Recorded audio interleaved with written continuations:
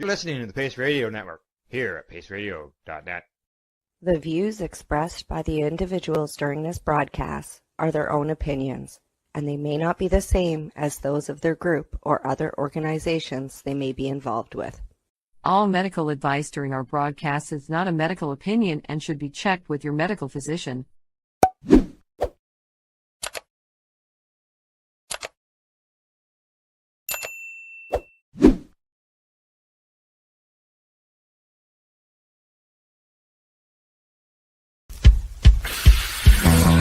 Oh yeah, baby, that's lovely.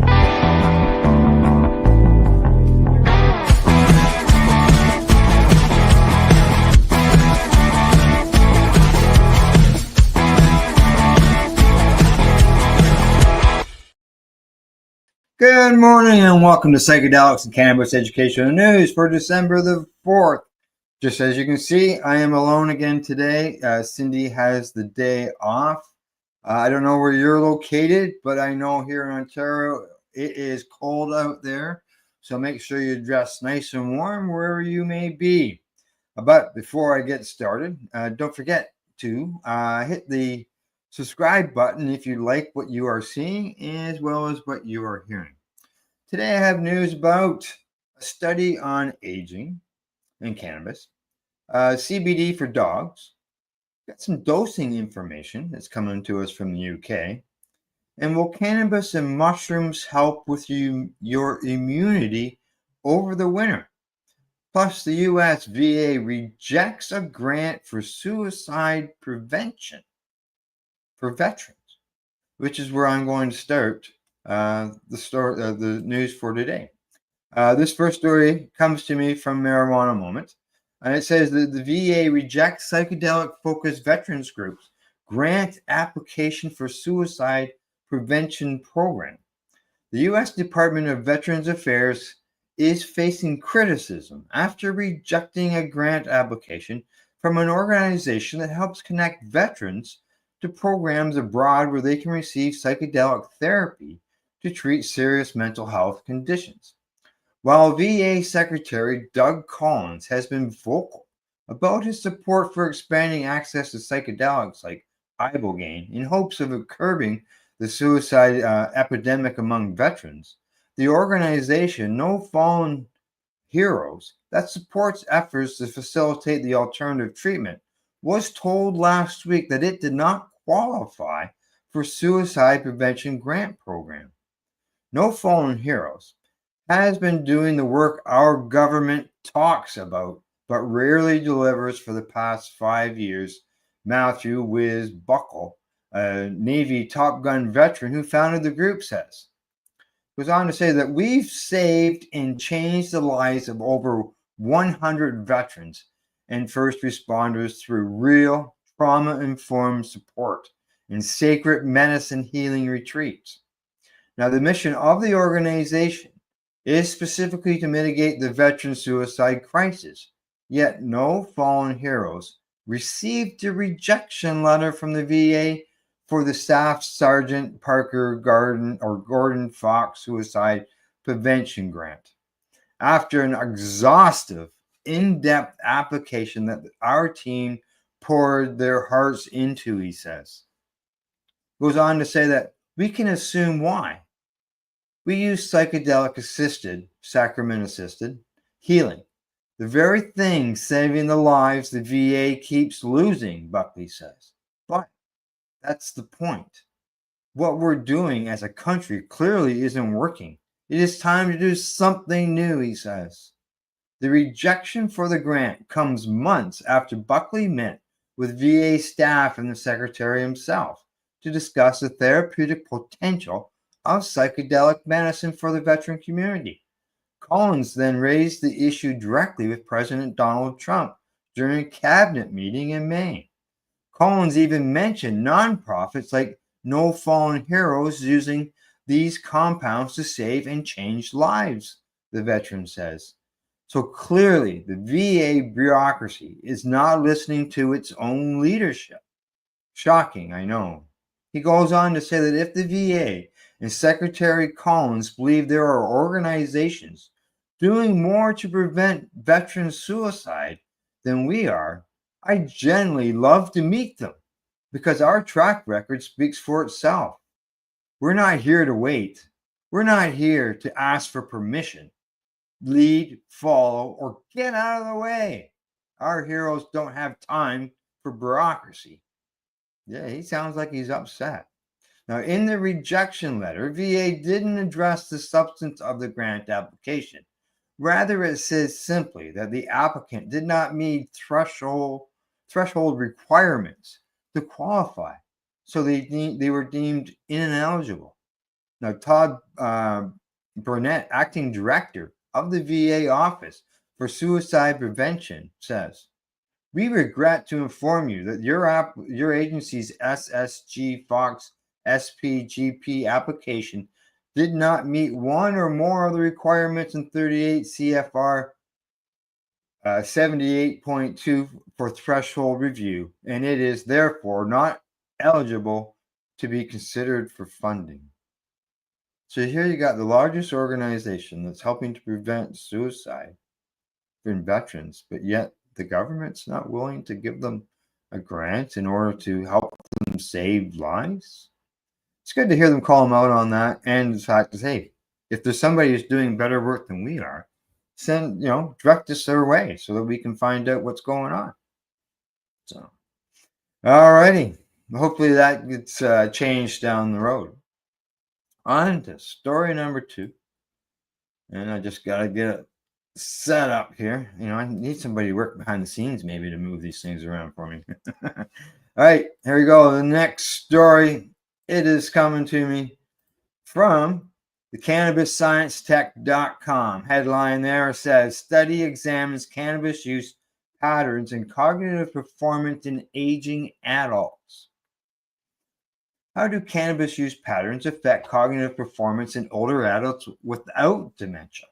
A recently published study found that cannabis use was not generally harmful and was even associated with improved cognition, though with some mixed additional results. Now, to assess the effect of cannabis on cognition, the study examined data from the United Kingdom Biobank, which contains data on over 500,000 individuals over age 40 across Great Britain from 2006 to 2010. Now, the study noted the rise of cannabis use in older adults and the need for more investigation into its effects on age-related cognitive performance. As research on cognitive function in individuals past middle age is inconsistent and limited. Now, the study, called "History of Cannabis Use and Cognitive Function in Older Adults," it was published in Age and Aging back in November. It's only last month. The study consisted of a cross-sectional and longitudinal analysis. Now, researchers examined data from the UKBB on participants aged 60 years old and older. Now, the cross-sectional analysis included 67,000 participants, and longitudinal analysis included 52,000 participants. The average was 67 years of age. Now, the data was collected from the years 2014 to 2019, while data on cannabis use was collected from self-reported questionnaires from the years 2016, 2017, and 2022 and 2023. Our cognitive tests included attention and executive function, processing speed, visual memory, and working memory. The researchers examined past and current cannabis use, as well as patterns of use, which included age of initial cannabis use, frequency, and duration. Now, participants were classified as either lifetime users or no lifetime users. Lifetime users were also categorized as current or former consumers. Regular cannabis use was coded as more than once per month. Overall, cannabis use was not found to be universally harmful to cognition in the participants. And past cannabis use was even associated with better cognitive performance, though some inconsistencies were also found. Now, highlighted results include Out of the total number of participants, 17,000 or 17% reported cannabis use at least once in their lives. And among those participants, 4% had used cannabis in the past year. From the cross-sectional analysis, lifetime users were found to perform better across all cognitive domains compared to those without a history of cannabis use. Current use of cannabis was associated with better working memory. Some mixed results were also seen, they say. For example, early onset of cannabis use, duration, and frequency of use demonstrated an association with improved attention and visual memory, while past use was linked with a slower decline in executive function. Yet, former users who started cannabis before the age 17 demonstrated poorer working memory compared with those who started cannabis at a later age. So there you go. There's some good numbers there. And as I said, there's some mixed results, but it's not all blowing out of the water where it's all negative. So, which is good. All righty. From there, we're going to make our way on to the next story. And this one comes to me from Leafly. And the headline on it says, long-term CBD use linked to reduced aggression in dogs. Researchers analyzing multi-year data from over 47,000 dogs found that those receiving CBD supplements consistently showed less intense aggressive behaviors as they aged compared to dogs not given the product. The findings represent the largest comprehensive assessment of CBD use in companion dog or animals conducted to date. They say dogs with consistent CBD use showed a decline in the intensity of aggressive behaviors over time compared to a more steady trend among non-use dogs, according to the study published in Frontiers in Veterinary Science. The research, conducted using data from the Dog Aging Project, a community science initiative tracking pet health across the United States, examined owner reports on CBD and hemp supplement use between 2019 and 2023. Now, dogs receiving CBD tended to be older, averaging 3 years older than those not given the supplements. The study found that 7.3% of the companion dogs in the U.S. have been given CBD or hemp products at some point, with older animals and those with specific health conditions more likely to receive them. Dogs with dementia showed the highest prevalence of CBD use at 18%, followed by those with osteoporosis. They had 12%, and cancer at 10%. After controlling for various factors, 7 health conditions were significantly associated with CBD use: dementia, osteoarthritis, epilepsy, hip dysphoria, cancer, chronic diarrhea, and gastrointestinal disorders. All these benefits to the dogs. Now, the most finding concerned aggression. Dogs given CBD initially showed higher than average aggression levels compared to non-users, suggesting owners began supplements partly in response to aggressive behavior. Now, over time, however, these dogs displayed below average aggression relative to control animals.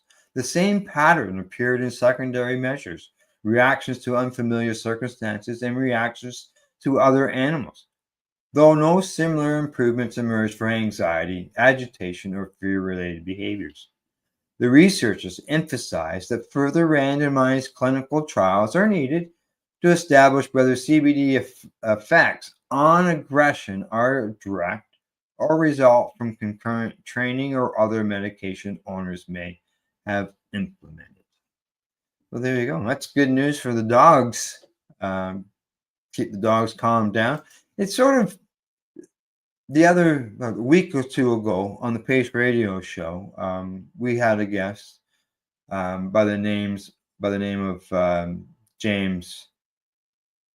Oh, I don't want to mess up his last name, but James Tripp and Kim Soltarski. And James was talking about his mother's situation with Alzheimer's. and how giving her a small doses of cannabis oil reduced or eliminated her aggression, the way that she was, the way people can get with Alzheimer's. It calmed her right down. These dogs, it's the same thing. It's calming dogs down from aggression, just like it did with James' mother. So, all righty. From there, we are going to hit our next story, our fourth story of the day. And this one is coming to me. Oops, hit the wrong button there, folks. This one is coming to me from the Cannabis Health News. Headline there says UK experts publish first comprehensive dosing guide for medical cannabis oils. That's right. The Medical Cannabis Clinicians Society has released a landmark guide setting out standardized dosing protocols for cannabis oils in what the organization describes as a major step forward for safe, consistent prescribing across the UK. The publication, which officially launched at the Cannabis Health Symposium in London on November the 25th, is the first practical dosing guide to be made available to prescribers, bringing together evidence, informed protocols, real-world case experience, and clear dosing for commonly treated conditions. Medical cannabis oils, dosing and guidance for safe, effective treatment in adults and children, provides detailed evidence-based strategies for initiating, titrating, and monitoring cannabis oil treatments in 12 commonly treated conditions, including chronic pain, epilepsy, autism, anxiety, headaches, and sleep disorders. It includes structured dosing tables and outlines protocols for managing adverse effects, assessing drug interactions, and implementing harm reduction measures. Dr. Lewis is one of the people who are involved in this, said that the handbook responds to a clear and pressing need for structured dosing approaches in a rapidly evolving field. Our foremost responsibility is to ensure safety while providing effective care, and that requires assessing the guidance that is both rigorous and practical. He also commented that the dosing strategies presented here are grounded in published evidence and shaped by the cumulative expertise of experienced clinicians who have treated thousands of patients across diverse indications. We have designed this resource not only to provide clear protocols, but also to serve as a teaching tool, equipping practitioners with knowledge required to make informed decisions in complex situations. The co-author, Dr. Thomas, says that the guide aims to support clinicians who are new to prescribing medical cannabis, and many of whom have had little or no formal training in cannabinoid medicine.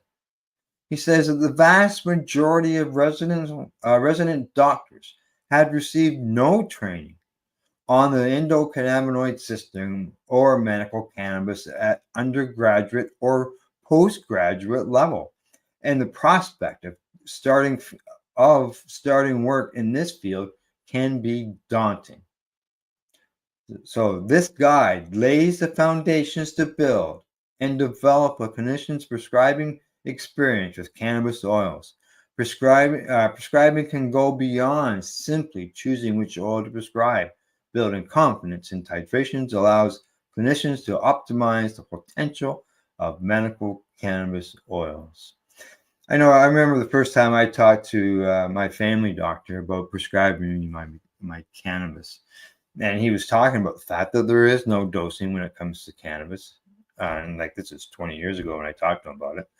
And that he couldn't guarantee that each plant that I grew or each bud that I grew and each joint that I rolled would be consistently the same amount of THC and CBD, so on and so forth in them. And that was one reason why he rejected my license and signing it. And this is, good to have a dosing regimen available. It's maybe the first one. It's a start because there's a lot of doctors out there who, as they say, aren't trained on this. And to have a guide such as this for many conditions can only be beneficial for patients going forward.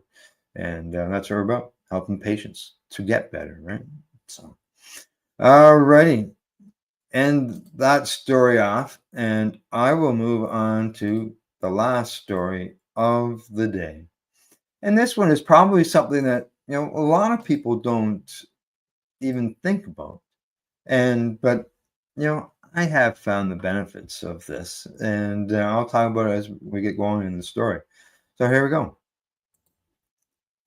This one comes to me from cannabis.net. Headline says, cold season is approaching. Can cannabis and mushrooms help with immunity this winter? That's right. The cold season is upon us, which means that without the proper preparation, it could also mean sick season for many people.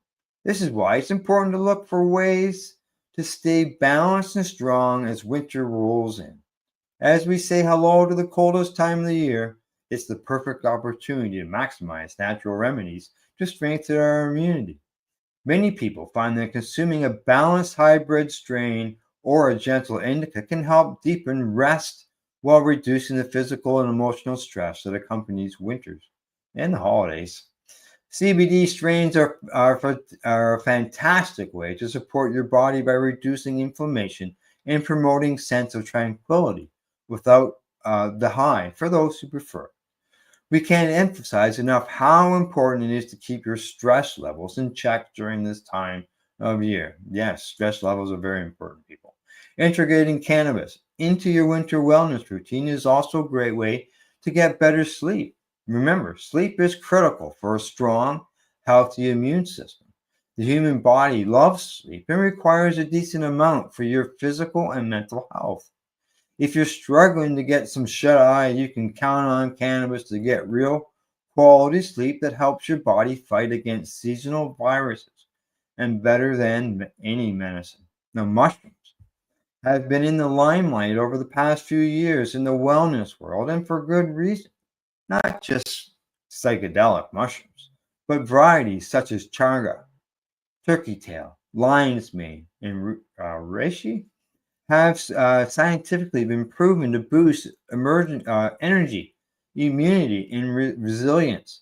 Now, these mushrooms are particularly beneficial to strengthen your immunity during the winter. Now, chaga, usually referred to as the king of mushrooms, is renowned for being an antitoxin powerhouse, processing unrivaled antioxidant support. Chaga is an essential ingredient for staying strong this winter. Now, as far as the reishi, it is also known as the queen of immunity. It is effective in calming the nervous system while also strengthening your immune system. Many also report its efficacy at reducing fatigue and depression. Now, turkey tail, while there are many beneficial mushrooms out there, turkey tail is one of the most widely studied mushrooms, especially when it comes to immunity and cancer-fighting properties.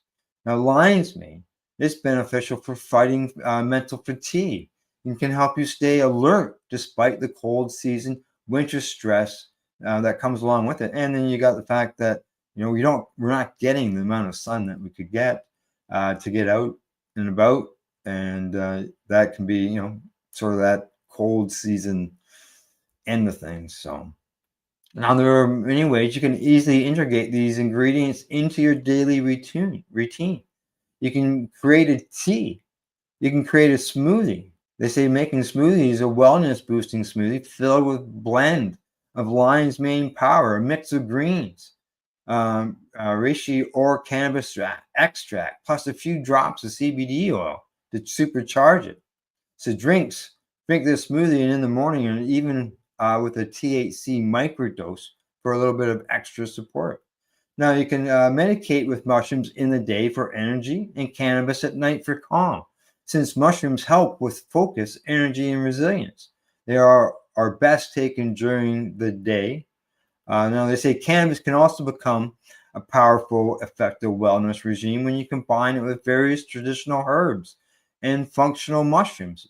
Together, they can support immunity, strengthen your body from the inside out, and help reduce stress naturally.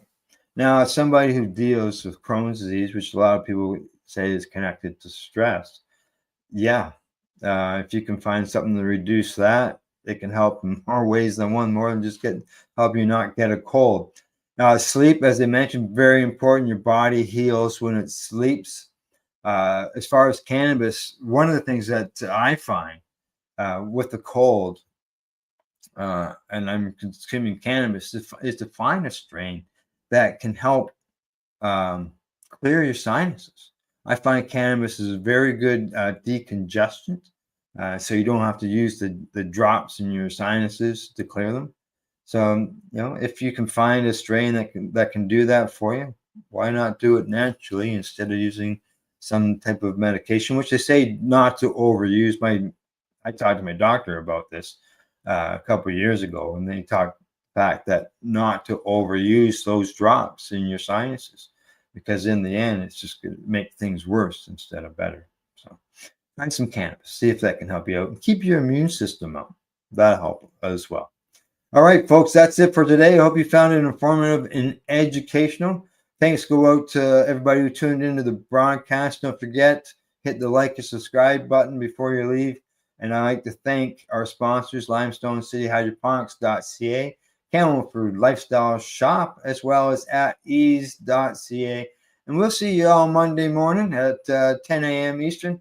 And as I always say, don't forget to educate, medicate, and do not. You're listening to the Pace Radio Network here at paceradio.net. The opinions of the individuals during this broadcast are their own, and may not be the opinions of their group or other organizations they may be involved with. All medical advice during our broadcast is not a medical opinion and should be checked with your medical physician. Enjoy the buzz of legalization with Campbellford Lifestyle Shop. From lights to plant nutrients, books, consumption accessories, and more, we've got all your basics to grow or consume cannabis. Visit our info center or take a look at our piercing services and body jewelry, now available in-store through Campbellford Lifestyle Shop, 17 Bridge Street West, Campbellford. Limestone City Hydroponics is Kingston, Ontario's hydroponics shop. Take your growing to the next level and create the optimal environment with a tent kit, or maximize your yield with an ebb and flow flood table kit. Either way, Limestone City Hydroponics has more sizes and options to fit your needs. Are you looking for the power of the sun that adapts to your budget? Then look no further, as they have professional grow lighting. They have indoor grow systems that are easy and cost effective, with many options to fit your living space and lifestyle. Cultivate your growing potential. We have everything you need to succeed. And if you can't make it to the store, they offer local delivery to the greater Kingston area. Remember, when you're looking for experts to help you grow, then look no further than the locally owned Limestone City Hydroponics, 105 Sunderland Drive in Kingston, Ontario. Call them at 613-548-0420. We are people advocating cannabis education here at paceradio.net.